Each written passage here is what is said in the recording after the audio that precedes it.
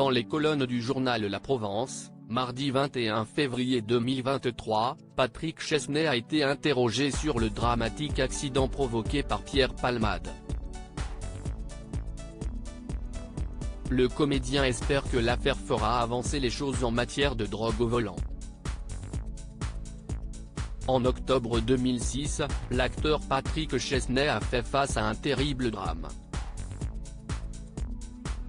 Son fils Ferdinand, âgé de 20 ans, est monté dans la voiture d'un ami très alcoolisé. Ce dernier a eu un accident après avoir roulé à contresens sur le périphérique parisien.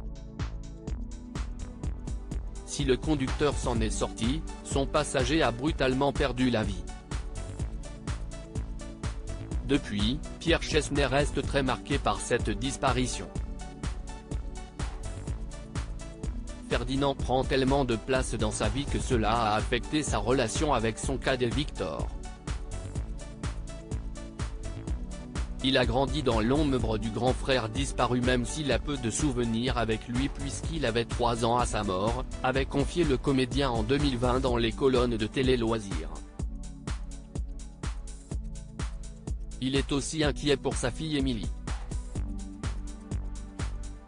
Avec le temps qui passe, l'inquiétude pour les miens ne se calme pas, mais j'essaye d'avoir un regard amusé sur la vie, avait-il déclaré auprès de Gala. Patrick Chesnais espère une prise de conscience ce 21 février, celui qui s'est accroché avec Jean-Jacques Goldman a été invité par La Provence à commenter l'accident provoqué par Pierre Palmade. S'il estime que l'affaire prend trop de place dans l'actualité, il espère aussi qu'elle fera avancer les choses en termes de sécurité routière. Tout ce qui va dans le sens d'un durcissement de la réponse à la conduite dans un état alcoolisé ou après avoir pris des stupéfiants, va dans le bon sens, a-t-il estimé en réaction à la proposition de Gérald Darmanin, le ministre de l'Intérieur, consistant à enlever 12 points du permis en cas de conduite sous stupéfiants ou alcool. Enlever 12 points, si est-il le minimum. Qu'est-ce que ça signifie? Que l'on n'a plus le permis, on sait que l'on a été puni, sanctionné.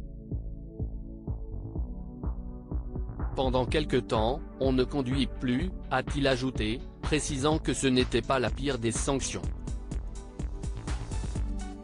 Pour Patrick Chesnais, si le drame de l'affaire Palmade pouvait faire prendre conscience aux gens de l'impossibilité de conduire après avoir fumé ou pris des drogues, ce serait une autre avancée. Le mari de Josiane Stolleru aimerait que chacun prenne conscience que, quand on monte dans une voiture sous l'effet de l'alcool ou de la drogue, on est un danger et on est hors la loi. Pour que plus personne ne connaisse de drame similaire à celui qu'il a vécu.